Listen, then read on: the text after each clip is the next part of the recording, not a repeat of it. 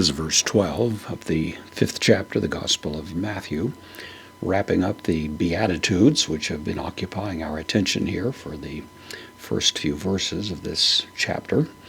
Jesus is remarking that those who are persecuted precisely because of their association with Jesus, they're persecuted because of him, for his sake is the way he puts it.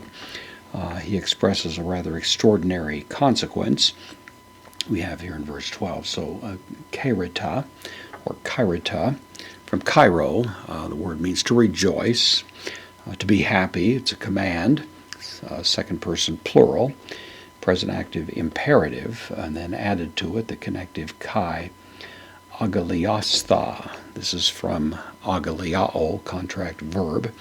It's rooted in a simpler verb, a root that means to leap. Generally to leap with joy, to somehow express in a very evident and physical way, you might say, a state of high rejoicing. So Jesus really piles it on here to give strong encouragement to those who may be facing challenges because of their association with Christ. So rejoice, he says. Leap for joy, be very joyful as the idea.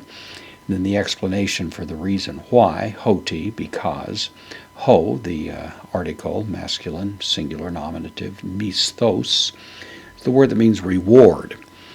Of course, normally a reward is something that is earned.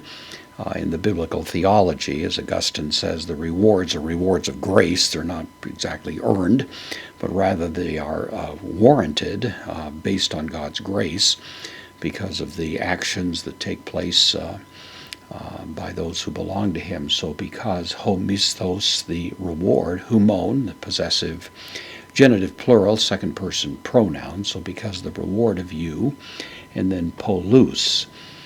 This is also in the nominative masculine. It goes along with misthos here.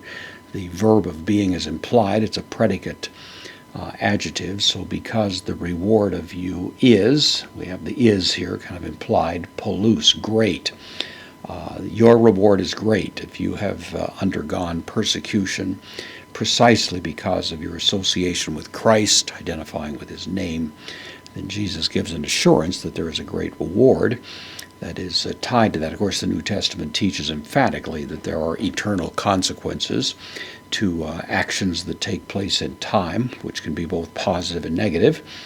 There are gradations of reward. There are gradations of punishment. That's repeatedly taught in the New Testament, and this is only one of multiple examples of such a proposition. So because the reward of you great, it is, impliedly in, preposition with the dative, here's the dative plural, tois, uranois, in the heavens, literally.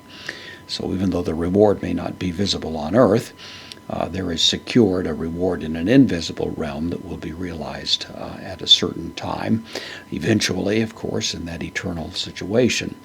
Hutos, indeclinable adverb, thus, gar, postpositive, for thus, a dioxon, word is used previously, dioko, is the word that means to persecute. This is third person plural, aorist, active indicative, for thus they persecuted.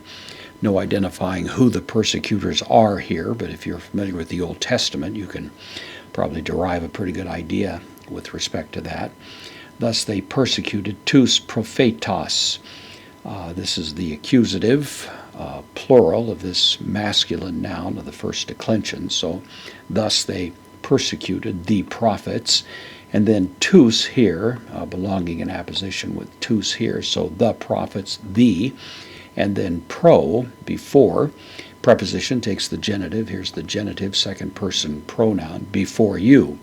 So the prophets, the before you ones, would be literally the way that reads. Normally rendered the prophets who were before you is the idea. So if you are persecuted for the sake of Christ, your reward is great, and the reason is because you are on a parallel track with those who gone before and regarded as great heroes, who also were persecuted for the sake of their association with Yahweh, and now you get a similar treatment because of your association with Christ.